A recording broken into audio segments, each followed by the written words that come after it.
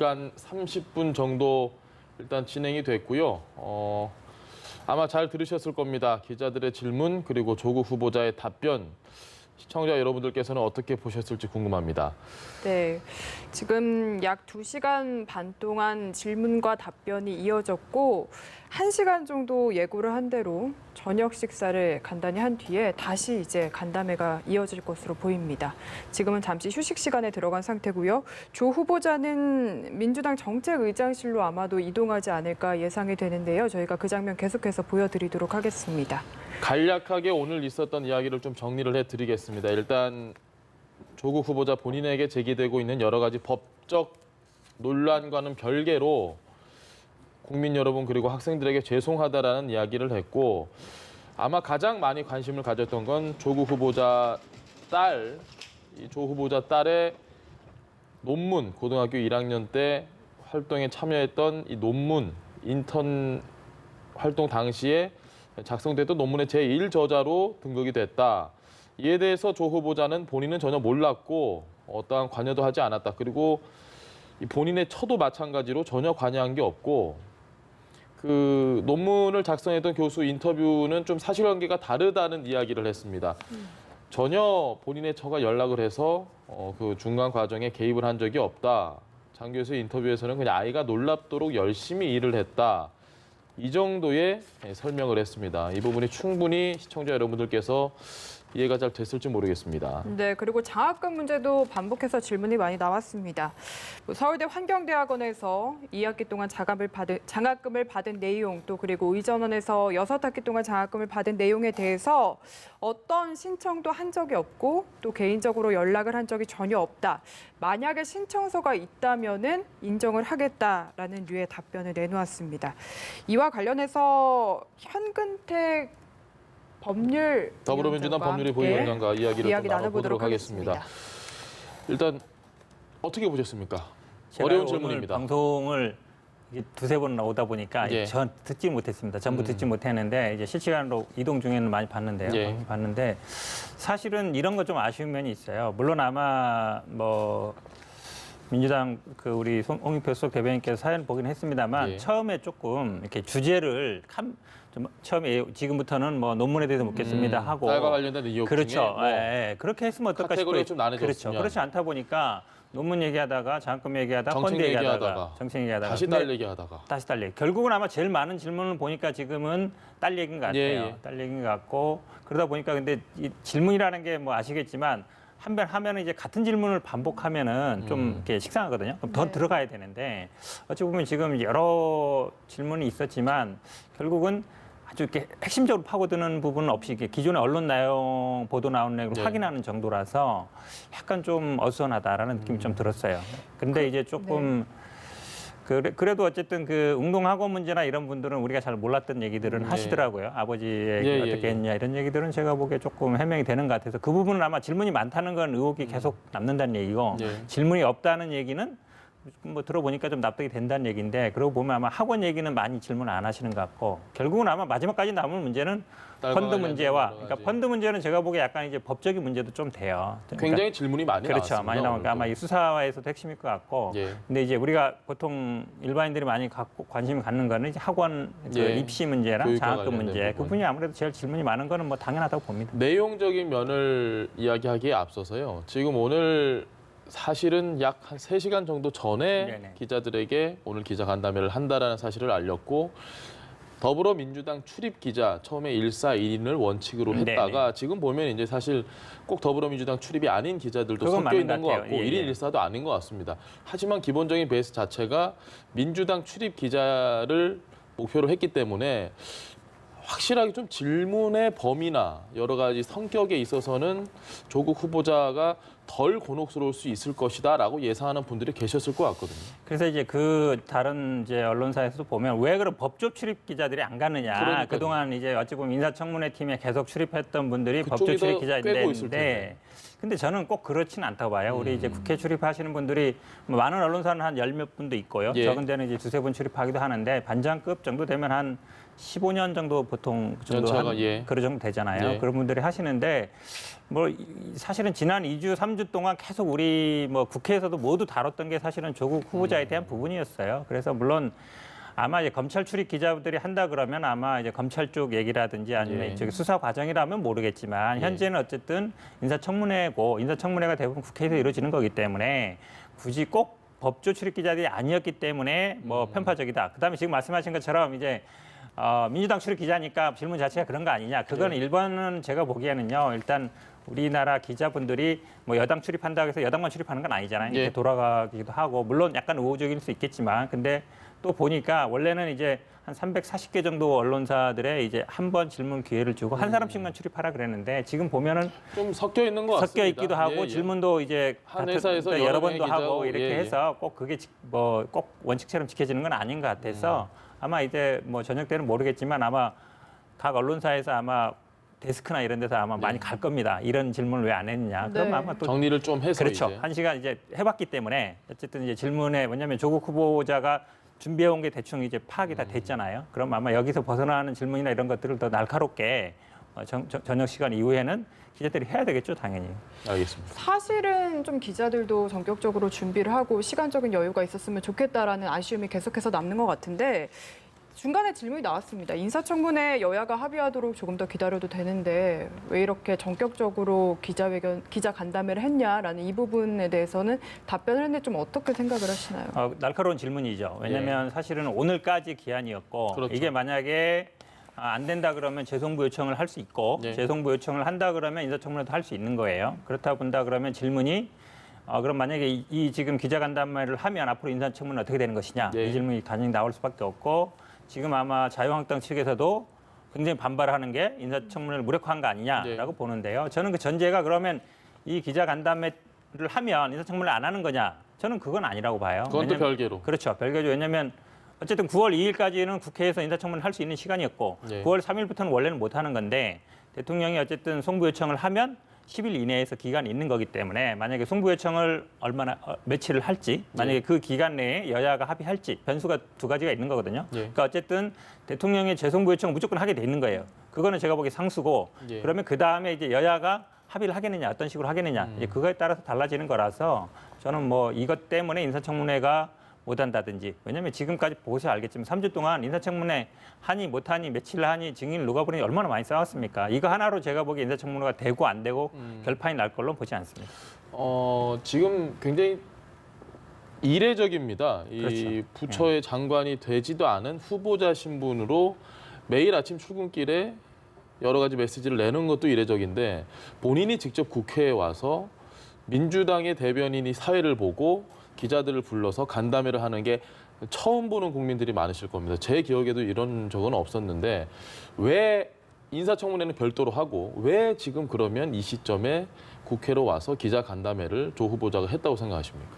일단은 아마 인사청문회를 아마 기다렸을 거예요. 오늘까지 네. 인사청문회를 할 거 아마 오늘 자료를 준비한 것들 보면 대부분 인사청문회에서 제시하려고 준비했던 것들입니다. 예. 그러니까 예를 들어서 내가 민정수석이 되고 나서 사모펀드의 어떤 뭐 광급 봉사 많이 늘어나서 수주가 늘어난 게 아니냐 이 네. 그래프 보여주셨잖아요. 그다음에 이런 것 그다음에 뭐 사모펀드에서 투자하는 내용 알지 않았느냐 이렇게 보는데 아마 인사청문회가 안 됐기 때문에 그런 부분도 저는 있다고 봐요. 그다음에 지금 말씀이 그 이제 왜 민주당에서 그러면 이런 자리를 마련했느냐인데 네. 제가 보기에는요 아마 그동안 많은 언론에서 왜 그 기자들의 질문에 대해서 답을 하지 않느냐 네. 아침에 출근할 때 항상 보면은 한 두세 마디만 답변하고 그 다음에 이제 청문회에 가서 소명하겠다. 그렇죠 소명하겠다 이랬는데 결국은 많이 답변이 되지 않았는데 그런 부분이라고 봅니다. 그래서 아마 오늘 뭐 끝까지 하겠다 시간 제한 안 두고 모든 질문이 있든지 그러니까 그런 부분이 저는 아마 이게 기획이 조금 제대로 안 되다 보니까 네. 앞에도 말씀드렸지만 이게 조금 주제별로 나눠서 했으면 오히려 더 효율적일 것 같은 아쉬움도 있고요. 그 다음에 또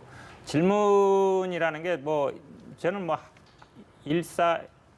일 질문 이렇게 제한할 필요 없다고 봐요. 지금 말씀처럼 더 그 많이. 여당 추들이 뭐 야당 추를 구분할 필요 없이 네. 누구든지 만약에 근데 이제 그건 있어야 되겠죠. 국회에 등록된 언론사 예, 소위 예, 이제 예. 그 카드가 그렇죠, 나오니까요. 그렇죠. 이제 예. 그 정도만 되면 제가 보기에 뭐 들어가서 질문하는 데는 제한을 안 둬도 된다라고 봅니다. 네, 지금 김병민 경희대 겸임 교수도 이 자리에 함께 네, 저희가 이야기하는 중에 계신데요. 잠시 오셨습니다. 네. 예, 인사하는 모습을 시청자 여러분들께 보여드릴 수는 없는 것 같은데요. 뭐 네.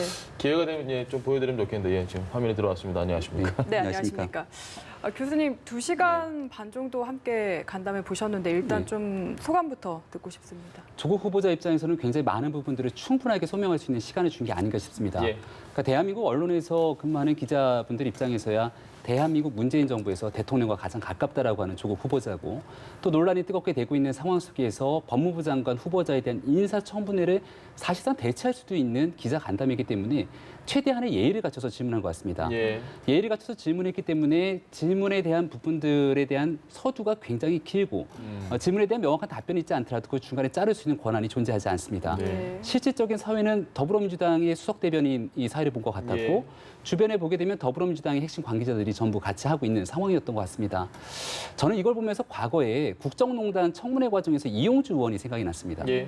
이용주 의원이 당시 조윤선 장관의 대상으로 명확하게 블랙리스트에 대한 존재를 알았는지 몰랐는지에 대한 yes or no를 묻게 되죠. 한 10몇 번인가를 계속해서 다그치고 묻는 마지막 과정 속에서 결국 조윤선 장관이 수긍하는 모습을 보고 예. 당시 민주당 입장에서는 여기에 대해서 굉장히 높게 평가했던 기억이 납니다. 언론과의 간담회 과정에서는 국민을 대신해서 관련된 의혹들에 대한 질문은 가능할 수 있으나 조국 후보자가 피해가고 있는 내용들을 바탕으로 더 강압적인 질문하기는 다시 어려운 묻고 다시 묻고 다시 묻고. 한계가 있습니다. 왜냐하면 거기에 대해서 수없는 똑같은 거죠. 질문하게 되면은 이미 발언 시간이나 순서가 제약이 돼 있기 때문에 그럴 수 있는 가능성이 마땅치 않은 측면들이 있고요. 또 한 가지 문제는 이런 방식으로 기자들에 대한 간담회를 준비하기 위해서라면 예. 충분한 시간이 필요했을 겁니다. 예. 지금 제가 알고 있기로는 국회에 출입하고 있는 정치부 기자들을 대상으로 아마 이 예, 간담회가 열리고 있는 것 같은데 실제로 관련된 조국 후보자의 사건들은 사회부 기자, 법조 출입 기자들을 중심으로 예. 이 문제를 충분하게 다뤄온 사람들이 있을 건데 그러한 기자들이 과연 이 질문들에 참여할 수 있었는가? 여기에 대한 논란들도 충분히 남을 수 있는 대목인 것 같습니다. 따라서 애당초에 우리가 예상하기로는 조국 후보자는 결국 법적으로 문제가 되는 사항은 검찰이 수사 중인 상황이다. 예. 과거의 제도와 관행이 그렇다는 식으로 넘어가지 않겠는가라고 얘기를 했는데요. 딸에 관한 문제라든지 그리고 펀드에 관한 문제에 대해서도 명확하게 본인이 인지하지 못했다고 합니다. 그렇기 때문에 그동안 야당에서 이 문제에 대한 핵심 쟁점은 결국 아내, 딸, 가족과 연결돼 있기 때문에 후보자가 모르는 내용이라면 이러한 가족들에 대한 증인 채택이 필요하지 않았는가라는 얘기가 예. 나왔던 건데 여러모로 지난 한 2시간 동안의 기자 간담회는 저 개인적으로는 아쉬움이 많이 남는 시간이었습니다. 서울대 환경대학원 장학금 네네. 같은 경우가 오늘 이 기자간담회에서 그렇죠. 좀 저희가 네. 압축적으로 볼 수 있는 상황이 뭐였냐면 서울대 환경대학원 장학금은 우리 딸이 신청한 적은 없다. 하지만 수령은 했다. 누군가가 신청을 했는데도 못 받은 사람이 있는 건 안다. 그분께 죄송하다라고 정리를 했습니다. 얼핏 들으면 이게 좀 이해가 안 가시는 분들도 분명히 계실 것 같습니다. 이 부분에 대한 생각은 그러니까요. 저도 오늘 그 전에는 예상 하기는 언론 예. 보도에서도 뭐 신청했을 것이다. 왜냐하면 이 동문 장학금이라는 게 아마 동문들 대상으로 주는 수 있는데 어떤 뭐 예를 들어 기존에 나왔을 때는 아마 뭐 가정 형편이 어려운 사람 준다 이랬는데 예, 뭐 예. 그것도 아닌 것 같고요. 그런데 신청을 안 했는데 나왔다. 저는 좀 신청서를 찾아보라라고 그렇죠. 이야기했습니다. 왜냐하면 기본적으로 아마 이 관리는 아마 뭐 관학회라고요. 예. 그 이제 서울대 동창회에서 할 것 같은데 그 부분은 저도 좀 의문이에요. 보통은 장학금이라는 게 뭐 다 아시겠지만 보통 이제 신청을 하게 되면 그렇죠. 학내 장학금 경우에는 지도교수 그다음에 그 학과장 그다음에 뭐 사인이 다 필요한 그렇죠, 거죠. 그렇죠. 예. 대학원장 거쳐서 이제 본부로 보고되면 본부에서 이제 신청하는 방식이 되는데 신청이 안 되는데 이루어졌다. 이 부분은 제가 보기엔 모르겠어요. 뭐 조국 후보자도 모른다 그러니까 딸도 예, 모른다 예. 그러고 뭐 제가 보기엔 아마 압수수색을 했으니까 수사 과정을 통해서 밝혀질 걸로 봅니다. 오늘 여러 질문들에 대한 답변 중에요. 검찰 수사 중인 상황이기 때문에 지금 제가 말하는 거는 특히 법무부 장관 후보자가 말하는 건 가이드라인이 될 수 있어도 굉장히 부적절하다라고 얘기를 했습니다. 처음에 검찰이 압수수색을 했을 때만 해도 검찰의 의도가 무엇일까라고 생각을 많이 했는데 아마 이 부분을 두고도 여러 가지 해석을 하시는 분들이 있을 것 같아요. 김 교수님 생각은 어떠십니까? 이게 이제 윤석열 검찰총장이 이끌고 있는 검찰이 처음 압수수색에 들어갔을 때 예. 자유한국당을 비롯한 야당이 내놨던 해석 중에 한 가지입니다. 예. 결국은 청문회를 앞두고 있는 과정 속에서 수사가 진행 중인 사안이기 때문에 이 문제는 답변하는 것이 적절하지 않다라는 예. 식으로 피해가기 위한 명분을 주는 것이 아니냐라고 얘기가 나왔는데 답변 과정을 이런 식으로 끌고 가게 됐으면은 야당 입장에서는 마찬가지 방식으로 윤석열 총장이 이끌고 있는 검찰의 압수수색이 제대로 이루어진 과정이었는지 추가적인 수사에서 과연 이와 관련해서 현근택 법률 더불어민주당 법률위 부위원장과 이야기를 좀 나눠보도록 하겠습니다. 일단 어떻게 보셨습니까? 제가 어려운 오늘 질문입니다. 방송을 이게 두세 번 오다 보니까 예. 전 듣지 못했습니다. 전부 듣지 못했는데 이제 실시간으로 이동 중에는 많이 봤는데요. 예. 봤는데 사실은 이런 거 좀 아쉬운 면이 있어요. 물론 아마 뭐 민주당 그 우리 홍익표 수석 대변인께서 사연 보긴 했습니다만 예. 처음에 조금 이렇게 주제를 좀 처음에 지금부터는 뭐 논문에 대해서 묻겠습니다 하고 딸과 관련된 의혹 그렇죠. 중에 뭐 예, 그렇게 했으면 어떨까 카테고리가 싶어요. 좀 나눠졌으면. 그렇죠. 그렇지 않다 보니까 논문 얘기하다가 장학금 얘기하다가 정책 펀드 얘기하다가 얘기하다가 정책 얘기하다가 다시 근데 딸 얘기하다가 다시 딸 얘기. 결국은 아마 제일 많은 질문을 보니까 지금은 딸 얘기인 것 같아요. 예. 딸 얘기인 것 같고 그러다 보니까 근데 이 질문이라는 게 뭐 아시겠지만 한 번 하면은 이제 같은 질문을 반복하면은 좀 이렇게 식상하거든요. 그럼 더 네. 들어가야 되는데 어찌 보면 지금 여러 질문이 있었지만 결국은 아주 이렇게 핵심적으로 파고드는 부분은 없이 이렇게 기존의 언론 내용 보도 나오는 내용을 네. 확인하는 정도라서 약간 좀 어수선하다라는 느낌이 좀 들었어요. 근데 이제 조금 그래도 어쨌든 그 웅동학원 문제나 이런 분들은 우리가 잘 몰랐던 얘기들은 네. 하시더라고요. 아버지에게 예, 예, 어떻게 예. 했냐 이런 얘기들은 제가 보기에 조금 해명이 되는 것 같아서 그 부분은 아마 질문이 많다는 건 의혹이 계속 남는다는 얘기고 예. 질문이 없다는 얘기는 뭐 들어보니까 좀 납득이 된다는 얘기인데 그러고 보면 아마 학원 얘기는 많이 질문 안 하시는 것 같고 결국은 아마 마지막까지 남은 문제는 딸과 펀드 관련된 문제와 여러 그러니까 가지. 펀드 문제는 제가 보기에 약간 이제 법적인 문제도 좀 돼요. 그러니까 굉장히 질문이 많이 그렇죠. 나왔습니다. 많이 나오니까 아마 오늘도. 이 수사에서도 핵심일 것 같고. 예. 근데 이제 우리가 보통 일반인들이 많이 갖고 관심을 갖는 거는 이제 학원 그 예. 입시 문제랑 교육과 장학금 관련된 문제. 부분. 그분이 아무래도 제일 질문이 많은 거는 뭐 당연하다고 봅니다. 내용적인 면을 이야기하기에 앞서서요. 지금 오늘 사실은 약 한 3시간 정도 전에 네네. 기자들에게 오늘 기자간담회를 한다라는 사실을 알렸고 더불어민주당 출입 기자 처음에 1사 1인을 원칙으로 네네. 했다가 지금 보면 이제 사실 꼭 더불어민주당 출입이 아닌 기자들도 그건 섞여 맞는 있는 것 것 같아요. 같고 예, 1인 예. 1사도 아닌 것 같습니다. 하지만 기본적인 베이스 자체가 민주당 출입 기자를 목표로 했기 때문에 확실하게 좀 질문의 범위나 여러 가지 성격에 있어서는 조국 후보자가 덜 곤혹스러울 수 있을 것이다라고 예상하는 분들이 계셨을 것 같거든요. 그래서 이제 그 다른 이제 언론사에서도 보면 왜 그런 법조 출입 기자들이 안 가느냐. 그러니까요. 그동안 이제 어찌 보면 인사청문회 팀에 계속 출입했던 분들이 그쪽이 법조 출입 더 기자인데 꿰고 있을 텐데.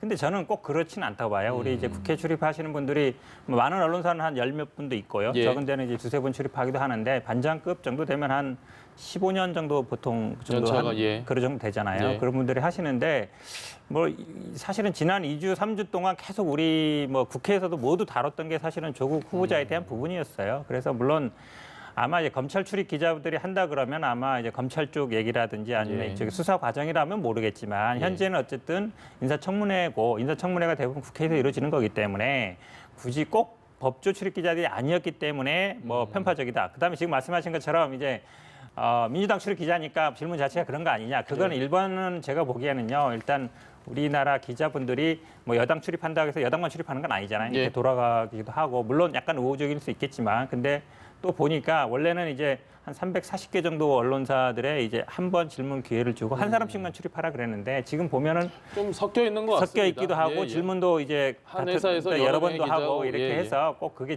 뭐 꼭 원칙처럼 지켜지는 건 아닌 것 같아서 아마 이제 뭐 저녁 때는 모르겠지만 아마 각 언론사에서 아마 데스크나 이런 데서 아마 많이 갈 겁니다. 이런 질문을 왜 안 했느냐. 네. 그럼 아마 또 정리를 좀 해서 그렇죠. 이제. 한 시간 이제 해봤기 때문에 어쨌든 이제 질문에 왜냐하면 조국 후보자가 준비해온 게 대충 이제 파악이 다 됐잖아요. 그럼 아마 여기서 벗어나는 질문이나 이런 것들을 더 날카롭게 저녁 시간 이후에는 기자들이 해야 되겠죠, 당연히. 알겠습니다. 사실은 좀 기자들도 전격적으로 준비를 하고 시간적인 여유가 있었으면 좋겠다라는 아쉬움이 계속해서 남는 것 같은데 중간에 질문이 나왔습니다. 인사청문회 여야가 합의하도록 조금 더 기다려도 되는데 왜 이렇게 전격적으로 기자 간담회를 했냐라는 이 부분에 대해서는 답변을 했는데 좀 어떻게 생각을 하시나요? 날카로운 질문이죠. 왜냐하면 사실은 오늘까지 기한이었고 그렇죠. 이게 만약에 안 된다 그러면 재송부 요청을 할 수 있고 네. 재송부 요청을 한다 그러면 인사청문회도 할 수 있는 거예요. 그렇다 본다 그러면 질문이 그럼 만약에 이 지금 기자간담회를 하면 앞으로 인사청문은 어떻게 되는 것이냐 네. 이 질문이 당연히 나올 수밖에 없고 지금 아마 자유한국당 측에서도 굉장히 반발하는 게 인사청문회를 무력화한 거 아니냐라고 네. 보는데요. 저는 그 전제가 그러면 이 기자간담회를 하면 인사청문회를 안 하는 거냐? 저는 그건 아니라고 봐요. 그건 또 별개로. 그렇죠. 별개죠. 왜냐하면 어쨌든 9월 2일까지는 국회에서 인사청문회를 할 수 있는 시간이었고 네. 9월 3일부터는 원래는 못 하는 건데 대통령이 어쨌든 송부 요청을 하면 10일 이내에서 기간이 있는 거기 때문에 만약에 송부 요청을 며칠을 할지 만약에 그 기간 내에 여야가 합의할지 변수가 두 가지가 있는 거거든요. 예. 그러니까 어쨌든 대통령의 재송부 요청을 무조건 하게 돼 있는 거예요. 그거는 제가 보기에 상수고 예. 그러면 그 다음에 이제 여야가 합의를 하겠느냐 어떤 식으로 하겠느냐 이제 그거에 따라서 달라지는 거라서 저는 뭐 이것 때문에 인사청문회가 못한다든지 왜냐하면 지금까지 보셔야 알겠지만 3주 동안 인사청문회 하니 못하니 며칠 하니 증인을 누가 보니 얼마나 많이 싸웠습니까? 이거 하나로 제가 보기에 인사청문회가 되고 안 되고 결판이 날 걸로 보지 않습니다. 지금 굉장히 이례적입니다. 이 그렇죠. 부처의 장관이 되지도 않은 후보자 신분으로 매일 아침 출근길에 여러 가지 메시지를 내는 것도 이례적인데 본인이 직접 국회에 와서 민주당의 대변인이 사회를 보고 기자들을 불러서 간담회를 하는 게 처음 보는 국민들이 많으실 겁니다. 제 기억에도 이런 적은 없었는데 왜 인사청문회는 별도로 하고 왜 지금 그러면 이 시점에 국회로 와서 기자 간담회를 조 후보자가 했다고 생각하십니까? 일단은 아마 인사청문회를 아마 기다렸을 거예요. 오늘까지 예. 인사청문회를 할 거 아마 오늘 자료를 준비한 것들 보면 대부분 인사청문회에서 제시하려고 준비했던 것들입니다. 예. 그러니까 예를 들어서 내가 민정수석이 되고 나서 사모펀드의 어떤 뭐 광급 공사 많이 늘어나서 수주가 늘어난 게 아니냐 이 네. 그래프 보여주셨잖아요. 그다음에 이런 것 그다음에 뭐 사모펀드에서 투자하는 내용 알지 않았느냐 이렇게 보는데 아마 인사청문회가 안 됐기 때문에 그런 부분도 저는 있다고 봐요. 그다음에 지금 말씀이 이제 왜 민주당에서 그러면 이런 자리를 마련했느냐인데 제가 보기에는요 아마 그동안 많은 언론에서 왜 기자들의 질문에 대해서 답을 하지 않느냐 네. 아침에 출근할 때 항상 보면은 한 두세 마디만 답변하고 그 다음에 이제 청문회에 가서 소명하겠다. 그렇죠 소명하겠다 이랬는데 결국은 많이 답변이 되지 않았는데 그런 부분이라고 봅니다. 그래서 아마 오늘 뭐 끝까지 하겠다 시간 제한 안 두고 모든 질문이 있든지 그러니까 그런 부분이 저는 아마 이게 기획이 조금 제대로 안 되다 보니까 네. 앞에도 말씀드렸지만 이게 조금 주제별로 나눠서 했으면 오히려 더 효율적일 것 같은 아쉬움도 있고요. 그 다음에 또 질문이라는 게 뭐 저는 뭐 일 질문 이렇게 제한할 필요 없다고 봐요. 지금 말씀처럼 더 또 많이. 여당 추들이 야당 추를 구분할 필요 없이 네. 누구든지 만약에 근데 이제 그건 있어야 되겠죠. 국회에 등록된 언론사 예, 또는 이제 예. 그 카드가 그렇죠, 나오니까요. 그렇죠. 이제 예. 그 정도만 되면 제가 보기에 뭐 들어가서 질문하는 데는 제한을 안 둬도 된다라고 봅니다. 네, 지금 김병민 경희대 겸임 교수도 이 자리에 함께 네, 저희가 이야기하는 중에 계신데요. 잠시 오셨습니다. 네. 예, 인사하는 모습을 시청자 여러분들께 보여드릴 수는 없는 것 같은데요. 뭐 네. 기회가 되면 좀 보여드리면 좋겠는데 지금 화면에 들어왔습니다. 안녕하십니까? 네, 안녕하십니까. 교수님 2시간 반 정도 함께 간담회 보셨는데 일단 네. 좀 소감부터 듣고 싶습니다. 조국 후보자 입장에서는 굉장히 많은 부분들을 충분하게 소명할 수 있는 시간을 준 게 아닌가 싶습니다. 예. 그러니까 대한민국 언론에서 근무하는 기자분들 입장에서야 대한민국 문재인 정부에서 대통령과 가장 가깝다라고 하는 조국 후보자고 또 논란이 뜨겁게 되고 있는 상황 속에서 법무부 장관 후보자에 대한 인사청문회를 사실상 대체할 수도 있는 기자 간담회이기 때문에 최대한의 예의를 갖춰서 질문한 것 같습니다. 예. 예의를 갖춰서 질문했기 때문에 질문에 대한 부분들에 대한 서두가 굉장히 길고 질문에 대한 명확한 답변이 있지 않더라도 그 중간에 자를 수 있는 권한이 존재하지 않습니다. 네. 실질적인 사회는 더불어민주당의 수석 대변인이 사회를 본 것 같았고 예. 주변에 보게 되면 더불어민주당의 핵심 관계자들이 전부 같이 하고 있는 상황이었던 것 같습니다. 저는 이걸 보면서 과거에 국정농단 청문회 과정에서 이용주 의원이 생각이 났습니다. 예. 이용주 의원이 당시 조윤선 장관의 대상으로 명확하게 블랙리스트에 대한 존재를 알았는지 몰랐는지에 대한 yes or no를 묻게 되죠. 한 10몇 번인가를 계속해서 다그치고 묻는 마지막 과정 속에서 결국 조윤선 장관이 수긍하는 모습을 보고 예. 당시 민주당 입장에서는 여기에 대해서 굉장히 높게 평가했던 기억이 납니다. 언론과의 간담회 과정에서는 국민을 대신해서 관련된 의혹들에 대한 질문은 가능할 수 있으나 조국 후보자가 피해가고 있는 내용들을 바탕으로 더 강압적인 질문하기는 어려운 다시 묻고 한계가 있습니다. 왜냐하면 수가 거기에 없는 대해서 거죠. 똑같은 질문하게 되면은 이미 발언 시간이나 순서가 제약이 돼 있기 때문에 그럴 수 있는 가능성이 마땅치 않은 측면들이 있고요. 또 한 가지 문제는 이런 방식으로 기자들에 대한 간담회를 준비하기 위해서라면 예. 충분한 시간이 필요했을 겁니다. 예. 지금 제가 알고 있기로는 국회에 출입하고 있는 정치부 기자들을 대상으로 아마 이 예, 간담회가 열리고 있는 것 같은데 실제로 관련된 조국 후보자의 사건들은 사회부 기자, 법조 출입 기자들을 중심으로 예. 이 문제를 충분하게 다뤄온 사람들이 있을 건데 그러한 기자들이 과연 이 질문들에 참여할 수 있었는가?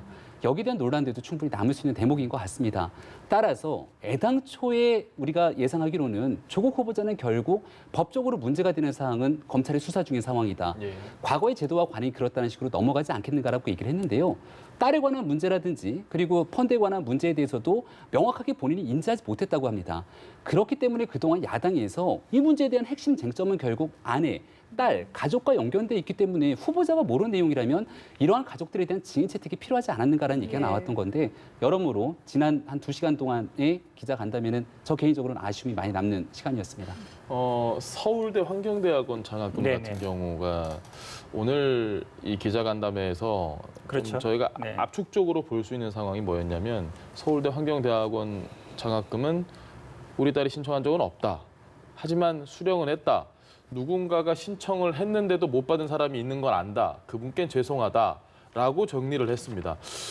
얼핏 들으면 이게 좀 이해가 안 가시는 분들도 분명히 계실 것 같습니다. 이 부분에 대한 생각은 그러니까요. 어떠십니까? 저도 오늘 그 전에는 듣긴 예상하기는 언론 예. 보도에서도 뭐 신청했을 것이다. 왜냐하면 이 동문 장학금이라는 게 아마 동문들 대상으로 주는 수 있는데 어떤 뭐 예를 들어 기존에 나왔을 때는 아마 뭐 가정 형편이 어려운 사람 준다 이랬는데 예, 뭐 예. 그것도 아닌 것 같고요. 그런데 신청을 안 했는데 나왔다. 저는 좀 신청서를 찾아보라라고 그렇죠. 이야기를 왜냐하면 기본적으로 아마 이 관리는 아마 뭐 관학회라고요. 예. 그 이제 서울대 동창회에서 할 것 같은데 그 부분은 저도 좀 의문이에요. 보통은 장학금이라는 게 뭐 다 아시겠지만 보통 이제 신청을 하게 되면 그렇죠. 학내 장학금 경우에는 지도 교수 그다음에 그 학과장 그다음에 뭐 사인이 다 필요한 그렇죠, 거죠. 그렇죠. 예. 대학원장 거쳐서 이제 본부로 보고되면 본부에서 이제 신청하는 방식이 되는데 신청이 안 되는데 이루어졌다. 이 부분은 제가 보기엔 모르겠어요. 뭐 조국 후보자도 모른다 그러니까 딸도 예, 모른다 예. 그러고 뭐 제가 보기엔 아마 압수수색을 했으니까 수사 과정을 통해서 밝혀질 걸로 봅니다. 오늘 여러 질문들에 대한 답변 중에요. 검찰 수사 중인 상황이기 때문에 지금 제가 말하는 거는 특히 법무부 장관 후보자가 말하는 건 가이드라인이 될 수 있어도 굉장히 부적절하다라고 얘기를 했습니다. 처음에 검찰이 압수수색을 했을 때만 해도 검찰의 의도가 무엇일까라고 생각을 많이 했는데 아마 이 부분을 두고도 여러 가지 해석을 하시는 분들이 있을 것 같아요. 김 교수님 생각은 어떠십니까? 이게 이제 윤석열 검찰총장이 이끌고 있는 검찰이 처음 압수수색에 들어갔을 때 예. 자유한국당을 비롯한 야당이 내놨던 해석 중에 한 가지입니다. 예. 결국은 청문회를 앞두고 있는 과정 속에서 수사가 진행 중인 사안이기 때문에 이 문제는 답변하는 것이 적절하지 않다라는 식으로 피해가기 위한 명분을 주는 것이 아니냐라고 얘기가 나왔는데 답변 과정을 이런 식으로 끌고 가게 됐으면은 야당 입장에서는 마찬가지 방식으로 윤석열 총장이 이끌고 있는 검찰의 압수수색이 제대로 이루어진 과정이었는지 추가적인 수사에서 과연 법무부 장관으로 지금 임명이 거의 기정사실화된 것이 아니냐라고 하는 여론들이 예. 형성이 되고 있는 과정 속에서 조국 후보자를 둘러싸고 있는 논란을 사법적으로 잘 밝혀낼 수 있는 것인지에 대한 논란들은 커질 것 같다는 생각이 들고요. 조금 전에 장학금 얘기 잠깐 하셨는데 예. 저도 그 얘기를 들으면서 조금 어색하거나 궁금했던 점이 생겼습니다. 조국 후보자는 당시의 상황을 전혀 몰랐다는 것이고 약간 좀 말을 가다듬으면서 당시의 딸의 문제에 대해서 정확히 신경 쓰지 못했던 아버지로서의 소홀한 부족함을 아버지였다라고. 얘기를 하더라고요. 예. 2014년도 문제인 것 같습니다. 서울대학교 환경대학원의 예. 1학기 그리고 2학기를 채 다니지 않는 과정 속에서 부산대 의전원에 가게 되는데요. 예. 그 당시에 딸에 대해서 정확히 이런 문제들을 알지 못했던 아버지인데 예. 제기되고 있는 보도들을 보니까 그 당시에 부산대학교 의전원에 대한 면접을 갈 때 또 아버지가 같이 가서 예. 여기에 묵을 수 있는 숙소에 대해서 또 알아봤다라고 하는 보도들까지 나오고 있지 않습니까? 예. 그러니까 조국 후보자가 얘기하고 있는 해명들에 대한 과정들을 보게 되면은 이 내용으로 전체적으로 부족한 부분들이 있다면 저를 꾸짖어달라. 예. 우리 아이들에 대해서 얘기하지 말아달라라는 식으로 듣게 되는데 그렇다면 지금까지 제기되고 있는 수많은 의혹들과 국민들 입장에서는 도저히 납득하거나 받아들일 수 없다라고 하는 측면에 대해서는 과연 누가 어떤 방식으로 해소를 해야 좋은 건지에 대해서 여전히 여러 가지 의혹과 궁금증이 남게 되는 대목인 것 같습니다. 좀 추가 말씀드리면요. 사실은 이제 조국 후보자가 오늘 제일 조심스러운 말씀 뭐냐면 검찰 수사 관련된 부분이에요. 예. 검찰 수사에 대해서 뭐 어떻게 생각하냐.